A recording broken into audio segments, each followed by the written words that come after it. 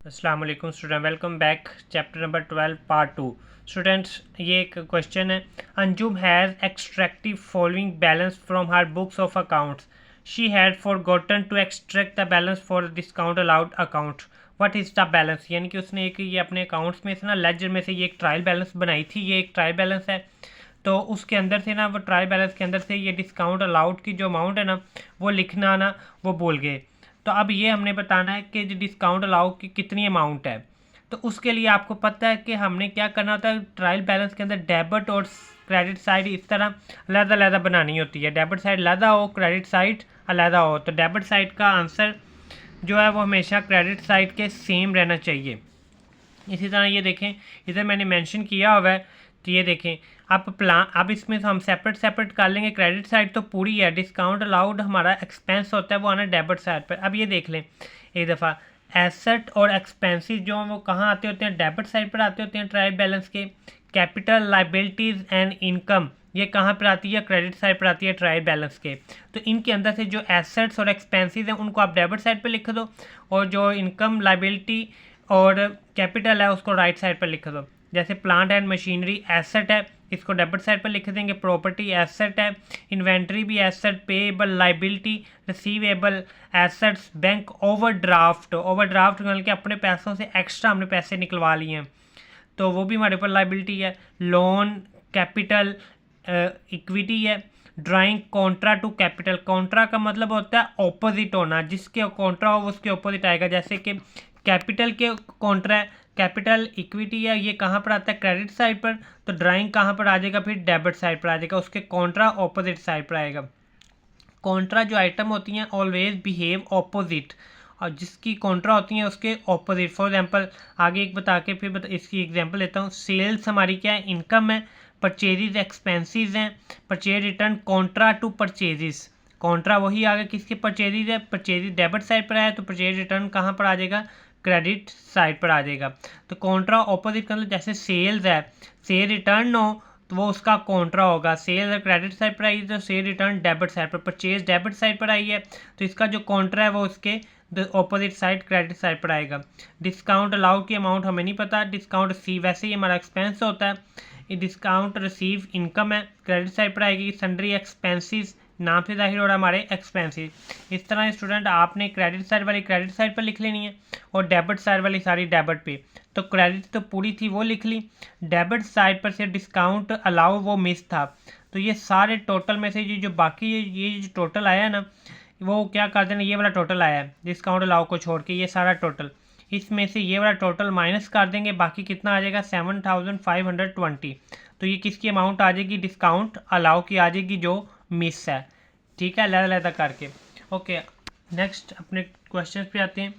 बड़े easy question है, focus करके आपने समझना है। A trial balance has been extracted and a suspense account open. Trial balance बनाई है और उसमें से उसने एक सस्पेंस अकाउंट बनाया है। One error relates to the misposting, एक गलती हो गई है उससे, एक एरर हो गया ऑफ रुपीज़ 200 का एक मिस्टेक हुई है। क्या किया मिस्टेक उसने, being discount receive from supplier, जो उसे 200 का ना सप्लायर से डिस्काउंट रिसीव हुआ है। सप्लायर कौन होते हैं, हमारे क्रेडिटर होते हैं। तो उसकी जब उधार चीज़ें जब हमें डिस्काउंट मिलता है ना क्रेडिटर की तरफ से, तो हम एंट्री क्या करते हैं, creditor account debit, discount receive account credit. लेकिन उसने क्या कर दिया हुआ है, this was recorded on wrong side of discount account, यानी कि डिस्काउंट रिसीव आता है क्रेडिट साइड पर, उसने उसके ऑपोजिट साइड पे लिख दिया, रॉन्ग साइड पे, यानी कि कहाँ लिख दिया, डिस्काउंट अलाउ वाली साइड पे लिख दिया, यानी कि नीचे आना था लेकिन उसने कहाँ लिख दिया हुआ है, ऊपर लिख दिया हुआ है। तो अब क्या करेंगे, इसको दुरुस्त करके हमने लिखना है। एक तो डिस्काउंट, ये जो डिस्काउंट रिसीव क्रेडिट साइड पर आना था, डिस्काउंट रिसीव क्रेडिट साइड पर आएगा, ये तो आना ही आना था। दूसरा जो गलती से हमने डिस्काउंट अलाउड जो डेबिट साइड पे लिख दिया हुआ है, उसका इफेक्ट ख़त्म करने के लिए भी उसको कहाँ पे लिखेंगे, क्रेडिट साइड पे लिखेंगे 200 से। तो 200 डिस्काउंट रिसीव का, 200 ये जो इफेक्ट ख़त्म करने के लिए, टोटल 400 किधर आ जाएगा, सस्पेंस अकाउंट में आ जाएगा। डिस्काउंट रिसीव हमारी इनकम होती है, डिस्काउंट अलाउ हमारा एक्सपेंस होता है, इसलिए डेबिट और क्रेडिट का फ़र्क पड़ा है।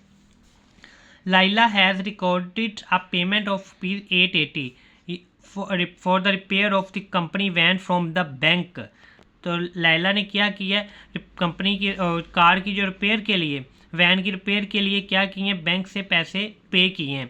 तो रिपेयर कोई भी होता है, वैन का हो या किसी चीज़ का भी हो, वो हमारा एक्सपेंस होता है। एक्सपेंसेस कब जब भी किए जाते हैं वो हमेशा डेबिट होते हैं, तो इसलिए वैन रिपेयर अकाउंट डेबिट होना था बैंक से। ये दुरुस्त एंट्री है, पहले दुरुस्त लिखी हुई है।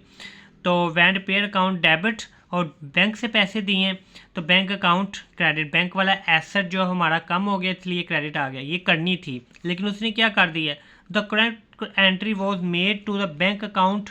बैंक अकाउंट पे तो एंट्री ठीक की हुई है, यानी कि बैंक अकाउंट को क्रेडिट ठीक किया हुआ है, but no other entry was made.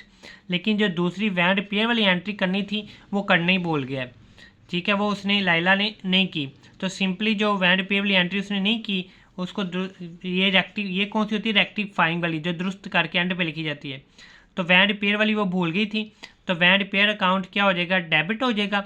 दूसरा पे किसके नाम से आ गया, सस्पेंस अकाउंट के, क्योंकि बैंक तो ठीक है, उसको करने की ज़रूरत नहीं है, सिर्फ इसलिए अपोजिट साइड पर क्या आ गया, सस्पेंस अकाउंट आ गया। इस तरह Daisy recorded an amount of ₹3000 for rent.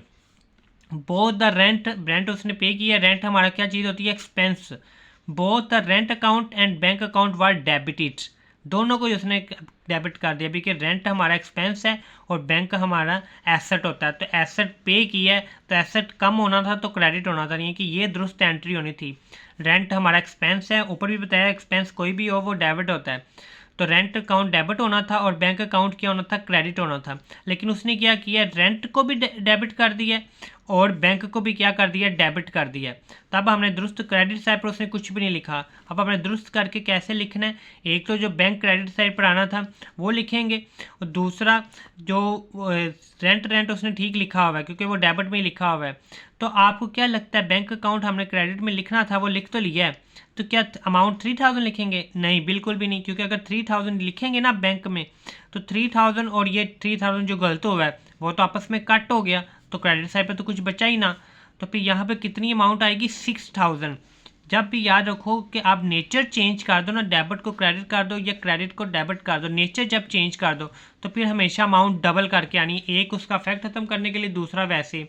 जब 6000 लिखोगे 6000 में से 3000 निकल जाएगा, बाकी वैसे देखा जाएगा तो 3000 ही रह जाएगा। तो जो इधर लिखा है सस्पेंस अकाउंट में भी उतना ही आएगा। टीपू's trial balance at 31st October 20X9 is out of agreement with the credit side totaling ₹1610 less than the debit side। Credit side क्या आई हुई है, लेस आई हुई है, तो इसलिए क्रेडिट साइड पर क्या कर देंगे, 610 लिख देंगे, ठीक है। Upon investigating the following error were discovered, debit side of the purchase account for October had been overcasted.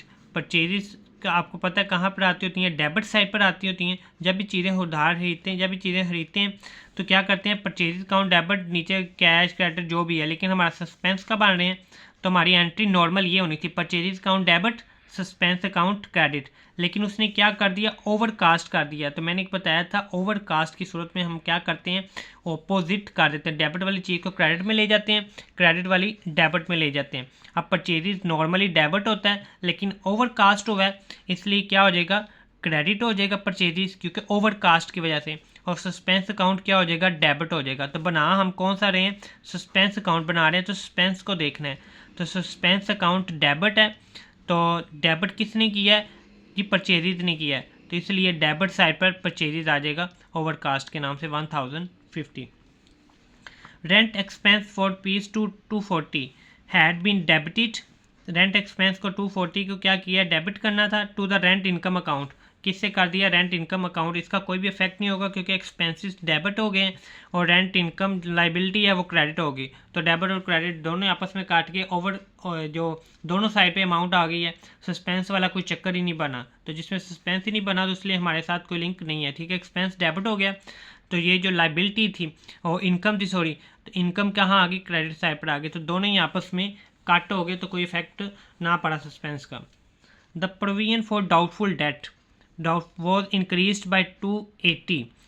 जब भी प्रोविजन इंक्रीज होती है तो हमारी एंट्री नॉर्मल क्या होती है, bad debts account debit, provision for doubtful date क्या होना था, क्रेडिट होना था, ये नॉर्मली जब इंक्रीज हो। लेकिन उसने क्या कर दिया, had been recorded in the provision for doubtful debt as at decrease, उसने डिक्रीज के तौर पर इसको समझ लिया था। तो जब डिक्रीज होता है तो ये एंट्री होती है, बैड ऊपर यानी कि ये जो क्रेडिट में है वो डेबिट में आ जाता है। बैड डेट उसने ठीक लिखे हुए हैं, तो प्रोविजन फॉर डाउटफुल डेट को उसने क्या कर दिया, डेबिट में लिख दिया है। डेबिट में कब आते हैं, ये जब डिक्रीज होते हैं, तो उसने डिक्रीज समझ के उसको ऊपर लिख दिया है। अभी के वो तो इंक्रीज हुए थे, तो अब उसको दुरुस्त करने के लिए हमने क्या करना है, प्रोविजन फॉर डाउटफुल डेट को वापस अपनी वही बात आगे क्रेडिट साइड पे लिखेंगे। लेकिन अगर उतनी अमाउंट से लिखेंगे तो वही ऊपर वाली बात आगे तो 280 से कट जाएंगे, तो इधर तो कोई अमाउंट ही ना बची फिर। तो जब इसका डबल करेंगे, क्योंकि डेबिट और क्रेडिट आपस में माइनस होते हैं, तो फिर 560 में से 280 माइनस करेंगे, बाकी 280 ही रह जाएंगे। तो इसके ऑपोजिट क्या आ गया, सस्पेंस अकाउंट। तो सस्पेंस अकाउंट हम बना रहे हैं, तो सस्पेंस अकाउंट डेबिट है, तो इसलिए डेबिट साइड पर अब जो ऑपोजिट है वाला प्रोविजन फॉर डाउटफुल, वो डेबिट साइड पर आ जाएगा 560। फिर ये का टोटल करोगे, ये क्या आ जाएगा, सेम आ जाएगा। उसके बाद रोजी paid for ₹500 for office cleaning in cash. रोजी ने पे किया ऑफिस क्लीनिंग के लिए कैश की सूरत में। आप लेके क्लीनिंग का, क्लीनिंग फिर हमारा क्या होता है, एक्सपेंस होता है, उसके लिए 500 उसने पेड किए हैं। She made the following counting entry in her books. उसने गलती से एंट्री क्या कर दी है, trade payable account debit, cleaning expense account credit. लेकिन असल एंट्री ये होनी नहीं थी, क्योंकि उसने एक्सपेंस किया कैश में। असल एंट्री ये होनी थी cleaning expense account debit, cash account credit. लेकिन उसने क्या कर दिया, ट्रेड पेएबल को डेबिट कर दिया, क्लीनिंग एक्सपेंस को क्रेडिट कर दिया। अब दुरुस्त करके हम क्या लिखेंगे, क्लीनिंग एक्सपेंस को डेबिट करना था वो वैसे ही, फिर ये जो ट्रेड पेएबल है गलती से जो दूसरा क्या आना था, कैश आना था। एक तो ये एंट्री करनी थी ना, ये तो लिख दी क्लीनिंग एक्सपेंस अकाउंट, दूसरा कैश। तो जो उसने डेबिट में गलती से लिखा हुआ है, तो उसका इफेक्ट ख़त्म करने के लिए भी क्या लिखेंगे, क्रेडिट में। तो 500 ये आ जाएगा, 500 कैश का। तो फिर दूसरा क्लीनिंग के अंदर आप कितना आ जाएगी, 1000 अमाउंट आ जाएगी, क्योंकि डेबिट और क्रेडिट का टोटल हमेशा सेम रहना चाहिए। ये वैसे बताया हुआ थोड़ा आपके हेल्प के लिए, जब भी आपने रेक्टिफाइंग एंट्री करनी है ना, दुरुस्त करके लिखनी है, पहले आप रफ पे उसको जो हाफ एंट्री सिर्फ पढ़ा करो, हाफ एंट्री पढ़ के जो उसकी करेक्ट बनती है वो लिख लो। फिर उसने जो किया है उसको रॉन्ग साइड पर यानी कि आगे लिख लो। फिर बाद में उस दोनों को आपस में कट वगैरह करके रेक्टिफाइंग करके जो कंपेयर करके उसको फिर रेक्टिफिकेशन वाली एंट्री कर लो। Trial balance is not an ledger account, ये सिर्फ MCQ के याद रखना है। Error of principle do not affect trial balance. Principle का जो एरर होता है वो ट्रायल बैलेंस पे कोई भी इफेक्ट नहीं डालता। ये वैसे थोड़ी सी ITTR है, तो ये पढ़ लो तो अच्छी बात है, क्योंकि अक्सर इनमें ये ज़्यादा इंपॉर्टेंट है वैसे इस चैप्टर के। In certain circumstances after rectifying all possible errors there remains an unidentified balancing difference in the rectifying counting entry. Such effect debit and credit shall be given to the suspense account। वो कह रहे हैं sometime ना हम सारा कुछ देख भी लेते हैं, सारा कुछ ठीक भी होता है, लेकिन फिर भी कुछ ना फ़र्क आ रहा होता है डेबिट और क्रेडिट साइड पर। तो फिर उसने कहा वो फ़र्क आपने कहाँ पे डालना होता है, हमेशा सस्पेंस अकाउंट के अंदर डालना होता है। In the question suspense account से सस्पेंस अकाउंट वाले क्वेश्चनों के अंदर इस चैप्टर में कह रहा है हमने क्या किया है, सेल्स बुक को और परचेज बुक को क्या समझा है, सेल्स बुक को सेल्स अकाउंट समझा है और परचेज बुक को क्या समझा हमने, परचेज अकाउंट। वे जबकि असल में क्या होता है, असल में ऐसा होता ही नहीं जो हम शुरू से पढ़ते आ रहे हैं। सेल बुक क्या होती है, बुक ऑफ ओरिजिनल एंट्री कहते हैं। एंड सेल अकाउंट क्या होता है, सेल अकाउंट कहते हैं नॉमिनल लेजर अकाउंट कहते हैं। ठीक है, सेल्स अकाउंट हो गया, ये परचेज अकाउंट हो गया, ये क्या होते हैं, नॉमिनल अकाउंट लेजर अकाउंट इनको कहते हैं दोनों के। Representing revenue of the entity, जिससे रेवेन्यू आता है। कास्टिंग एरर, कास्टिंग एरर मैंने बताया था बाद एंट्री लिखने के दौरान, कास्टिंग एरर का मतलब अमाउंट लिखने के दौरान या तो ज़्यादा ओवर कास्ट लिखी गई, ज़्यादा लिखी गई है, या कम लिखी गई है, उसे कहते हैं casting error. Of book of original entry would have two folded effect. इस ओरिजिनल एंट्री के अंदर इसके दो अफेक्ट होते हैं कास्टिंग एरर के, जबकि नॉमिनल लेजर अकाउंट के अंदर इसका एक ही अफेक्ट होता है, दूसरा किस में चला जाता है, सस्पेंस में चला जाता है। नीचे ज़्यादा इंपॉर्टेंट चीज़ें हैं उन वहाँ पे लाजमी आपने छोड़ना, वो सारा वेरी वेरी इंपॉर्टेंट है। ये तीसरे पॉइंट के बाद, if in a rectifying entry and nominal account had relating to the income statement, income statement से नॉमिनल अकाउंट किससे रिलेट करता है, ये याद रखना है। नॉमिनल अकाउंट का लिंक किसके साथ है, इनकम स्टेटमेंट के साथ, यानी कि इनकम और एक्सपेंसेस के साथ। अगर एक्सपेंसेस और इनकम नहीं है, नॉमिनल अकाउंट आप बना रहे हो, तो बाकी एंट्रियों को छोड़ी जाएंगे। बाकी एंट्री कौन सी होती हैं, एसेट्स और लायबिलिटी। अगले के साथ कंपेयर करके बताता हूँ। इज गिवन डेबिट इफेक्ट, जब डेबिट इफेक्ट इनका होता है तो it would cause decrease in net profit, तो नेट प्रॉफिट इससे डिक्रीज हो जाता है। ये आपने एमसीक्यूज वगैरह के लिए याद रखना है। If credit effect is given, अगर इनका क्रेडिट साइड पर दिया amount, there would an increase in net profit, तो क्या होगा, नेट प्रॉफिट इंक्रीज हो जाएगा। Previously calculated in presence of error, अब देखो, अब इसको दुरुस्त करके लिखना है। मतलब कि वो कह रहा है आपने काम कर लिया लेकिन प्रॉफिट आपका आ तो गया है, लेकिन आपका प्रॉफिट ठीक नहीं है। अब आप उसको जो एडजस्टमेंट करनी है ना वो करके आपने सही वाला जो प्रॉफिट बनता है वो लिखना है। पहले आपने क्या करना है, profit before rectification of error जो आया था आपका वो पहले लिख लिया। उसमें क्या करना है, नॉमिनल क्रेडिटिंग रेक्टिफाइंग एरर, जो क्रेडिट वाला क्या करना होता है ऊपर बताया अभी, प्लस करना होता है, नेट प्रॉफिट में इजाफा करता है इसलिए वो अमाउंट प्लस हो जाएगी। तो नॉमिनल अकाउंट जो डेबिटेड है वो क्या हो जाएगा, माइनस हो जाएगा। तो फिर जो इसके अंदर ये प्लस करके ये माइनस करके जो अमाउंट होगी वो असल एडजस्टेड नेट प्रॉफिट होगा। ये फॉर्मूला आपने अच्छी तरह याद रख लेना है। If in a rectifying entry an account relating to the current assets and current liability is given debit effect, credit current asset और करंट लाइबिलिटी के अंदर क्या हो रहा है, डेबिट इफेक्ट हो रहा है अगर, तो it would cause increase in working capital, working capital के अंदर क्या हो जाएगा, इजाफा हो जाएगा। ऊपर वाले के ऑपोजिट है ये बात, दोनों इसके और इसको कंपेयर करके देखना है आपने। आफ्टर क्रेडिट इफेक्ट है तो करंट एसेट या करंट लाइबिलिटी के अंदर क्या हो जाएगा, डिक्रीज हो जाएगा। ठीक है, ऊपर डेबिट, यहाँ डेबिट इफेक्ट से क्या कर रहा है, इनके अंदर दोनों के अंदर एसेट्स और लाइबिलिटी के अंदर इंक्रीज होगा, इधर डेबिट इफेक्ट से जो प्रॉफिट के अंदर क्या होना है, डिक्रीज होना है, क्योंकि वहाँ पे एक्सपेंस और इनकम आती है। तो यहाँ क्रेडिट इफेक्ट के साथ क्या कह रहा है, डिक्रीज होना है, ऊपर क्रेडिट इफेक्ट के साथ इंक्रीज हो रहा था। ठीक है, प्रॉफिट इंक्रीज हो रहा था क्योंकि उसका लिंक आप दोनों का देख लो। अगर तो इनकम स्टेटमेंट है, नॉमिनल अकाउंट है, वो एक्सपेंस और इनकम के अंदर जाती है, और वर्किंग कैपिटल कहाँ जाता होता है, बैलेंस शीट के अंदर, एसेट्स और लाइबिलिटी के। ये फॉर्मूला याद रख लो वर्किंग कैपिटल का। ये शॉर्ट क्वेश्चन ये एमसीक्यू में पूछ सकता है, और ये मोटी मोटी चीज़ें भी आपने याद रखनी है एमसीक्यूज के लिए। वर्किंग कैपिटल का फॉर्मूला क्या है, current asset minus current liability. When debit side of try balance is it's credit side of difference. ठीक है, ये एक दफ़ा ना ये सारा आप पालो, मैं नीचे जो क्वेश्चन है वो आपको समझाता हूँ, ये वेरी वेरी इंपॉर्टेंट है। Concept of capital and revenue expenditure should be taken carefully while recognizing heads to debit and credit। ये याद रखो स्टूडेंट, जो कैपिटल एक्सपेंडिचर, जब जो एसेट्स होते हैं हमारे, जो भी हमारे एसेट्स होंगे उनको किस लिस्ट में लिखना होता है, कैपिटल एक्सपेंडिचर की लिस्ट में लिखना है। जो हमारे खर्चे होते हैं, एक्सपेंसेस होते हैं, उनको रेवेन्यू एक्सपेंडिचर की लिस्ट में लिखना है। और जो हमारी लाइबिलिटीज़ होती हैं या ओनर इक्विटी होती हैं वो कैपिटल रिसीव्ड में आएंगी। जो हमारी इनकम होती है उसको रेवेन्यू रिसीव्ड के अंदर। अब ये देखें, अब परचेज ऑफ कार, कार खरीदी है तो ये हमारा क्या एसेट है, तो एसेट किस लिस्ट में जाएगा, कैपिटल एक्सपेंडिचर की लिस्ट में। इसी तरह रिपेयर ऑफ कार, कार को रिपेयर किया, पीछे ही बताइए हमारा क्या होता है, एक्सपेंस होता है, एक्सपेंस किधर जाएगा, रेवेन्यू एक्सपेंडिचर के अंदर। उसके बाद क्या किया, परचेज ऑफ कंप्यूटर, कंप्यूटर फिर हमारा एसेट आ गया, एसेट कहाँ पे जाता है, कैपिटल एक्सपेंडिचर के अंदर। इंस्टॉलेशन ऑफ सॉफ्टवेयर, आप सॉफ्टवेयर को उसके कंप्यूटर के अंदर सॉफ्टवेयर नहीं करेंगे तो हमारा इकोनॉमिक बेनिफिट फ्यूचर में कैसे देगा, फ़ायदा हमें कैसे होगा, एसेट हमारा कैसे बढ़ेगा कंप्यूटर वाला, तो वो भी हमारा किस में आएगा, कैपिटल एक्सपेंडिचर के अंदर। ठीक है, इस तरह ये सारा आपने ना एक दफ़ा देख लेना कौन सा हमारा एसेट है, कौन सी लाइबिलिटी है, उसको उसके अंदर लिख लेना। ये एक डेफिनेशन है एरर ऑफ प्रिंसिपल की, error that takes place because of wrong decision about the nature of counting head. हमें नेचर का ना पता चले कौन सी चीज़ डेबिट है कौन सी क्रेडिट है, उसमें रॉन्ग डिसीजंस की वजह से जो हमारे कैपिटल और रेवेन्यू में जो फ़र्क पड़ता है उसे कहते हैं एरर ऑफ प्रिंसिपल। ठीक है students, don't forget to like, subscribe and share with your friends. Thank you.